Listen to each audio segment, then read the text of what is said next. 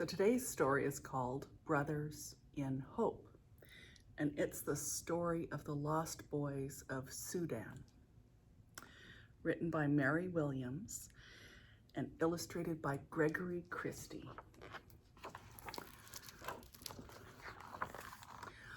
I was born in southern Sudan.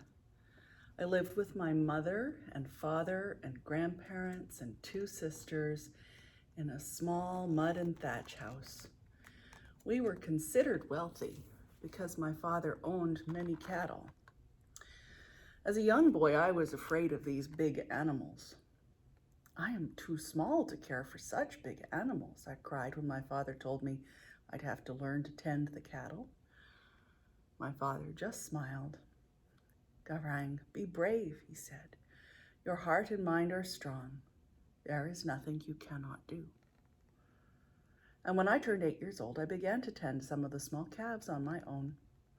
I cleaned them and nursed them when they were sick and led them to the very best pastures and watering holes. And I quickly grew to love these animals. And then one day, everything in my life changed. I was far from home tending my animals when my village was attacked. I could hear bangs like thunder and the flashing of lights in the distance. Suddenly, an airplane was circling above, and clouds of dust rose from the ground, and bullets began to rain down on my herd. Many of the animals were killed. Others ran away in fear. My throat and eyes were full of dust, but I found my way to the forest where I hid in the shadows of the trees. When the storm of bullets passed, I ran back to my village to find my family, but everyone was gone. The houses were burning and everything was destroyed. I began to wander down the road, and soon I met other boys who could not find their families, and we began to search together. And as we walked, we met more boys on the road. And at first, there was just me, one. And soon, their one became many, too many to count. Before war came, I had never seen so many people in one place. My village had only 100 people. Now I was among a moving village with thousands of boys. Like me, the other boys were away from their villages, tending their cattle when the war came. The adults and girls had stayed behind. Some of the boys were only 5 years old. The oldest boys were not more than 15. We were children, not used to caring for ourselves. Without our parents, we were lost. We had to learn to take care of one another. The older boys decided to have a meeting. "We must work together if we are to survive," one of the boys said. "We will form groups and choose a leader for each group." "Garang Dang," someone yelled, my name. I had been chosen to lead a group of 35 boys. I was proud, but scared. I knew how to take care of animals, not boys. But I did not want to let my fear keep me from helping my brothers. And then I remembered what my father had told me. "Garang, be brave.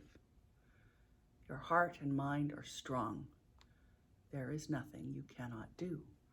So I joined a group of leaders, and we decided we could walk to the country called Ethiopia. Before war came to our villages, many of us had heard elders talk of Ethiopia. They had said that the Ethiopians would provide a safe place for the Sudanese running away from the war. Some of the older boys knew we must travel east to reach Ethiopia. It was very far, and the journey would be dangerous, but it was our only hope. So we decided it was best to walk at night and sleep in the forest during the day to avoid soldiers and the severe heat of the sun. Many argued it was too dangerous to walk at night because of animals hunting for food. After much talk, we agreed that the soldiers and their warplanes were more dangerous than the animals. We also decided that the older boys would adopt younger boys who couldn't care for themselves. I chose a little boy in my group named Chuti Bol. He was only 5 and cried for his mother. The next evening, we found the road to Ethiopia. We were glad to have a full, bright moon, but It was still very dark. To make sure we did not lose anyone, each boy held the hand of the boy in front of him. Chuti was too small to walk long distances. I often carried him on my back. Everyone was tired and hungry, but no one complained. There were a few boys in my group who knew how to find wild fruits that were good to eat, and others who could hunt wild birds. Some days we had food to share, but most days there was no food to be found. We ate leaves and bark from the trees. Finding food was not the only problem. Many days it was hot and dry, and we were very thirsty. Sometimes we had to drink our urine to get moisture into our bodies. There were times when we got very sick. We made sure to rest often so the weaker boys could keep up. We did many things to help us forget our hunger and our aching bodies. We played games and told stories. We made animal figures from mud, mostly cattle. I told Chuti how I used to care for calves. He was so impressed. He insisted I sculpt a herd of cattle for him. I was glad Chuti liked the cattle, even if they were just made of mud. One evening when we were walking along the road, I heard Chuti crying. I picked him up and asked what was wrong. "I'm scared you will leave me like my mother and father," Chuti sobbed. "Chuti, your mother and father did not want to leave you. They loved you very much. They lost you when the war came. Don't worry, I will take care of you," I said. "But for now, daylight is coming and we must find a shady place to sleep. We need our strength to cross the border into Ethiopia tomorrow." I put Chuti down under a tree. He was so tired from crying that he fell right to sleep. And as I lay down beside him, I thought of my own parents and how much I missed them. The following evening, we crossed into Ethiopia. Everyone in my group made it. I was proud to be their leader. Other groups were not as lucky. Many boys had died along the way. The first people we encountered were a small group of women washing clothes in a river. They were surprised to see so many boys all alone and scared. "Who are these lost boys?" an elderly woman asked. "We are fleeing war," said one of our leaders. "You look hungry and sick," another woman said. "We must show you the way to the refugee camp." "What is a refugee camp?" I asked. The women told us a refugee camp is a place for people to go when their country is not safe. And the kind women stopped their washing and put us on the road to the camp. In the refugee camp, we met a man named Tom who was from the United States. His job was to help refugees like us. "I will do my best to get you food and shelter," Tom said. And Tom was true to his promise. For the first time in a long while, we ate every day. It wasn't much, just lentils and flour, but after months without almost nothing to eat, it seemed like a feast.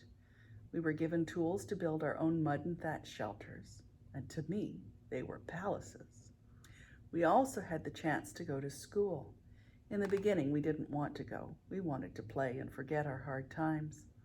The adults tried to bribe us with cookies, but still many boys did not go to school. And the adults became upset with us. One day, a teacher visited me. "Garang, you must make sure your group comes to school every day," she said. "Education is very important. It can be like your mothers and fathers. It can speak for you in the future when your parents cannot." The teacher's word reminded me of how much I miss my parents, and I decided to go to school to honor them and to feel that they were still with me. My group began to go to school too, even if there were no cookies. English was my favorite subject. We didn't have pencils and paper, so I practiced writing my lessons in the dirt with a stick. I also learned how to pray and worship. Many of us began to go to church every weekend, and faith gave us hope and strength. And we began to tell people, "I am not lost. God knows where I am." And just when it seemed that things were finally okay for us, we heard that war was stirring again. And in the distance we saw the flashing lights and heard the terrible thunder. And suddenly there were changes in the camp. Many people began to leave, and soon there was not enough food. People in Ethiopia began fighting, and we couldn't stay in their country anymore. So we were chased back to the border of Sudan by war. And it was the rainy season, and the huge Gilo River was swollen with water, blocking us from getting to Sudan on the opposite bank. We gathered on the riverbank, and many boys were afraid to enter the river. The current was strong, and the rushing water roared like an angry lion. I ordered my group to stay together to help those who were sick and not strong swimmers. And when we fled the refugee camp, I had taken my school books with me, and as I stood on the river's edge, I decided I would not leave them behind. They were my future, my mother and father. I tied my school books around my waist, grabbed Chuti, and jumped into the river. I was so afraid I don't remember being in the water. I only remember hauling Chuti and myself onto the opposite bank. I made sure Chuti was okay, and then I waited anxiously for the rest of our group. As the boys began to emerge from the river, I prayed and counted 1, 12, 22, 27, 31, 35. We were reunited with everyone in our group, every last one. And we prayed to God to take care of the souls of the brothers we had lost in the river. And we thanked him for sparing us and prayed for a safe end to our journey. Later that day, as we prepared for sleep, we saw many big trucks approaching. They were moving very fast, and their rumbling tires sent huge dust clouds into the air. Frightened that there were soldiers in the trucks, we ran to hide.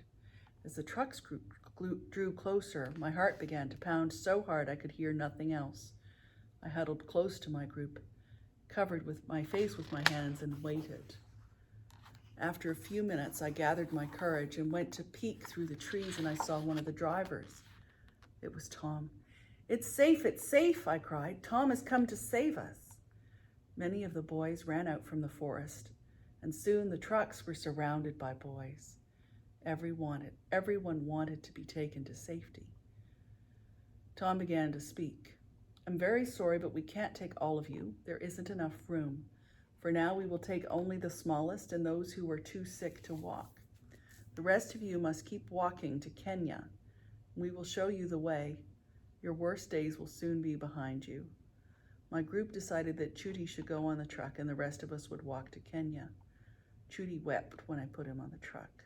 You're leaving me, Chuti cried. No, Chuti said. I'm sending you to a safe place, and we will join you soon. And until then, you must be strong. And as the trucks drove away, we could see Chuti crying as he watched us through the window. And we were sad to see him leave, but happy that he would be cared for until we met him in Kenya. We rejoined the other group of boys on the road to Kenya. Some parts of the road were well cleared and marked. Others were not. We made sure to keep the trail well marked for the groups behind us. Many weeks later, we made it to a refugee camp in Kenya called Kakuma. There were thousands of people in the camp, but I was determined to find Chuti. I asked boys from the other groups if they had seen him. One of the leaders told me Tom was taking care of him, and someone showed me Tom's house, and there I found Chuti eating candy and drawing a picture. And when he saw me, he ran to me and jumped into my arms. And I thanked Tom for taking such good care of Chuti. Then Tom said he needed my help. Although you're safe for now, my work is not done, Tom explained. The war in Sudan is not over, and you and your brothers need to find a place to call home. But what can I do, I asked. You must tell me your story. What has happened to you since war came to your country, Tom said. And your story can prevent war from creating more lost children, and you can help find a home for yourself and for your brothers. Your words will move caring people to help. And so I shared my story with Tom. I talked all day and all night, and then we cried and prayed, and after telling my story, the The storm of war no longer seemed as scary. The thunder, not so loud. A few days after our talk, Tom left the camp. Without Tom around, things began to change, and life in Kenya became very hard. There was not enough food, and people were often sick, and many died. Some boys in my group became so weak from hunger that they could no longer attend school. And we thought of a way for everyone to get food and education. We took turns foraging food and going to school. At night, the ones who foraged would share their food with the others who went to school, and the ones who went to school would share their lessons. In this way, we were able to feed our bodies and our minds. And as I grew older, I tried to improve the conditions in the camp. I helped form a drama club and a soccer league so we could have fun things to do.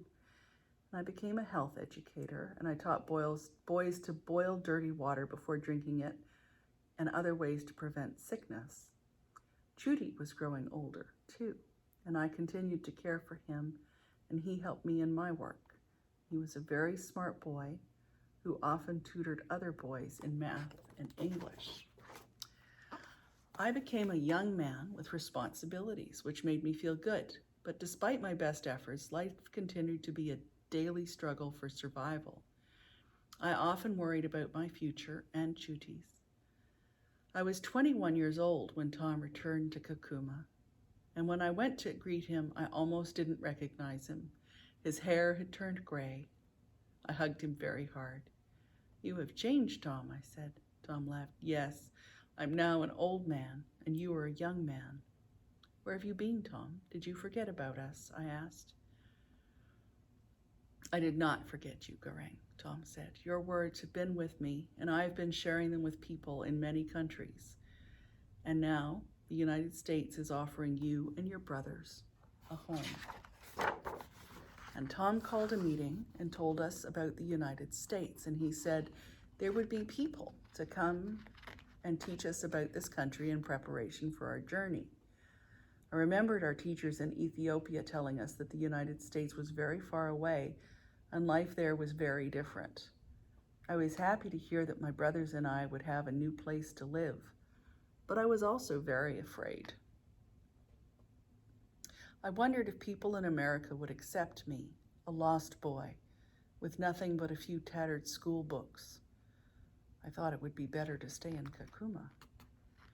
I went to the forest to be alone and think about the things that Tom had told us. I also remembered my father's words. "Your heart and mind are strong. There is nothing you cannot do." When I first heard those words, I didn't understand them, and now I knew them to be true.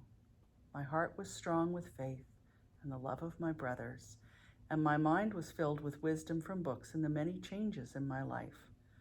I was no longer afraid. I would find the strength to make a new life. I would find a new future.